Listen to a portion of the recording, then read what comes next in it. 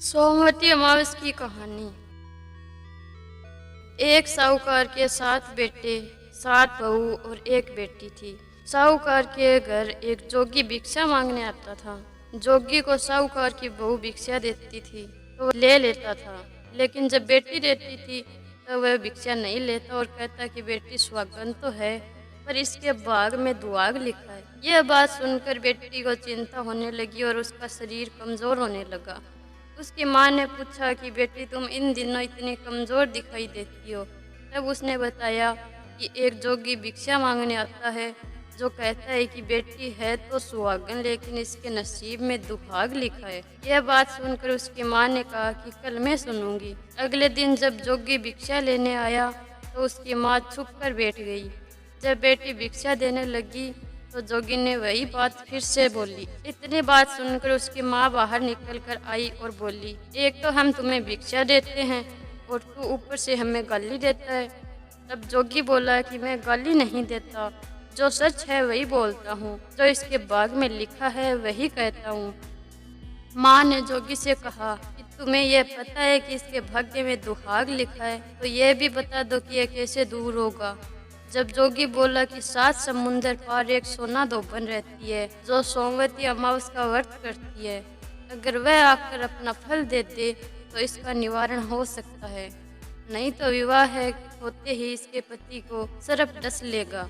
यह बात सुनकर माँ बहुत रोने लगी और सोना दोबन की तलाश में जाने लगी। चलते चलते रास्ते में तेज धूप पड़ने लगी तो साहूकारनी एक पीपल के पेड़ के नीचे बैठ गई। उस पीपल के पेड़ के ऊपर गरुड़ पक्षी का घोंसला था, जिसमें गरुड़ का छोटा बच्चा था।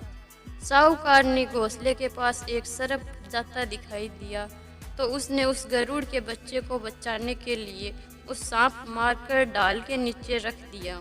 जब गरुड़ और पंखनी आए तो घोंसले के पास खून देखकर क्रोधित हो उठे और साहूकारनी को चोंच मारने लगे। तब साहूकारनी बोली कि मैंने तो तुम्हारे बच्चे की जान बचाई है, यह सर्प तुम्हारे बच्चे को डसने वाला था तो मैंने इसे मारकर गिरा दिया। गरुड़ ने सर्प की ओर देखकर कहा, तुमने हमारे बच्चे की जान बचाई है, अब तुम्हें जो मांगना है मांगो। तब साहूकारनी बोली कि मुझे 7 समुंदर पार सोना दोबन के घर छोड़कर आओ। गरुड़ ने साहूकारनी को अपनी पीठ पर बैठाकर 7 समंदर पार सोना दोबन के घर छोड़ आया। वहां जाकर साहूकारनी ने सोचा कि सोना दोबन को कैसे राजी किया जाए। सोना दोबन के 7 बेटे बहू थे। उनकी 7 बहुएं काम को लेकर रोज लड़ाई करती थी और काम भी नहीं करती थी। रात को जब सब सो जाते तो साहूकारनी सोना दोबन के घर जाती और घर का सारा काम करती। गायों को नहलाती, घर की सफाई करती, रसोई का काम करती, चौका बर्तन करती, आटा पीसती, कपड़े धोती, पानी भरती। दिन होने से पहले चली जाती। बहुएं सोचती कि यह सारा काम कौन कर रहा है, लेकिन कभी एक दूसरे से पूछती नहीं कि यह सब काम कौन कर रहा है। एक दिन दोबन ने कहा कि तुम आजकल लड़ती भी नहीं हो, काम भी ठीक कर रही हो। तो बहुओं ने कहा कि सासू जी, काम तो हमें ही करना है पड़ता है, चाहे हम लड़कर करें या राजी से करें, इसलिए लड़ाई करने का क्या फायदा। सोना दोबन ने सोचा कि आज देखा जाए कि कौन सी बहू काम करती है, और वह रात को सोई नहीं। उसने देखा कि रात को एक स्त्री आई और पूरा काम करके जाने लगी।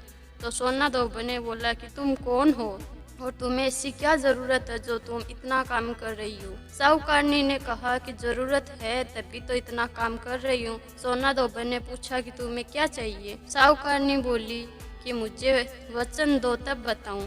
सोना दोबन ने वचन देखकर कहा कि अब बताइए।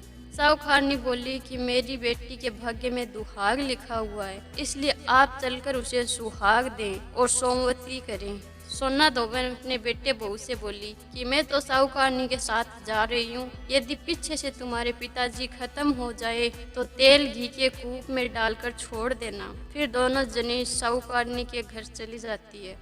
साहूकारनी की बेटी का ब्याह होने लगा। दूल्हा फेरों में बैठ गया। सोना दोबन दूल्हे के घुटने के पास कच्चा करवा रखा, उसमें दूध डाला और तात का तार लेकर बैठ गई। थोड़ी देर बाद सांप दूल्हे को डसने के लिए आया। सोना दोबन ने करवा आगे रखा और तार से बांध दिया, लेकिन दूल्हा डर के मारे मर गया। तब सोना धोबन ने टीके में से रोली निकाली, मांग में सिंदूर निकाला, कोया में से काजल निकाला और मेहंदी निकालकर छोटी उंगली से छींटे मारे और बोली कि आज तक जितने दिन मैंने सोमवती अमावस करी उसका फल तो साहूकार की बेटी को लग जाए और आगे जो मैं सोमवती अमावस करूँ वह मेरे बेटे को लगे। इतना कहते ही दूल्हा जीवित हो गया और वह सोमवती की जय जय बोलने लगी। सोना धोबन वापस जाने लगी तब साहूकारनी बोली कि तुमने मेरे जवाई को नया जीवन दान दिया है, इसलिए कुछ भी मांगो। वह बोली कि मुझे कुछ नहीं चाहिए, सिर्फ एक हांडी दे दो। वह हांडी लेकर चली जाती है। रास्ते में सोमवती आती है तो हांडी का 108 परिक्रमा लगाकर पीपल के पेड़ के नीचे गाड़ कर चली जाती है। घर आकर देखती है तो उसका पति मरा हुआ तेल और घी के कूप में पड़ा है। तब वह टीका में से रोले निकाली, मांग में से सिंदूर निकाला, कोया में से काजल निकाला, नुम्बा में से मेहंदी निकालकर चिटली उंगली से छींटे दिए और बोली, मैंने रास्ते में जो सोमवती की है उसका फल मेरे पति को लगे। इतना कहते ही उसका पति उठकर खड़ा होकर बैठ गया। घर का ज्योतिषी आया और बोला कि जजमान, सोमवती अमावस को मेरा क्या है तो दक्षिणा दें। सोना धोबन ने मुझे तो सोमवती रास्ते में आई थी तो कुछ भी नहीं किया, जो कुछ भी किया वह सब पीपल के पेड़ के नीचे ही गाड़ दिया। ज्योतिषी ब्राह्मण ने जाकर खोद कर देखा तो 108 और 13 सोने के चक्कर मिले। ज्योतिषी ब्राह्मण सबको घर लेकर आया और बोला कि ऐसी फेरी की है और मुझे बोल दिया कि कुछ भी नहीं किया। सोना धोबन बोली है तो तुम्हारे भाग्य से ही हुआ है, इसलिए तुम ही ले जाओ। ब्राह्मण बोला कि मेरी तो इसमें चौथी पांति है, बाकी आपका मन हो उससे दे देना। सारी नगरी में बोल दिया गया कि सब सोमवती अमावस का व्रत कीजिए।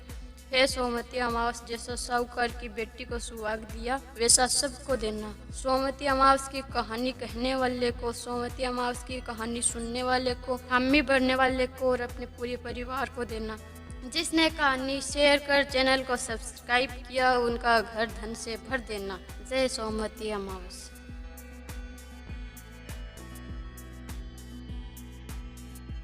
दोस्तों, ये थी आज की सोमवती अमावस्या की कहानी। मैं आशा करती हूँ कि आपको सोमवती अमावस की कहानी जरूर पसंद आई होगी। कहानी पसंद आई तो वीडियो को लाइक कर चैनल को सब्सक्राइब जरूर करें, क्योंकि इस चैनल पर सीखने के लिए बहुत कुछ है। अगर पहले से चैनल सब्सक्राइब किया हुआ है तो आपको सोमवती अमावस माता आपका जीवन सफल बनाए। अपने सोमवती अमावस की कहानी सुनी, इसके लिए आपका बहुत बहुत धन्यवाद। जय सोमवती अमावस।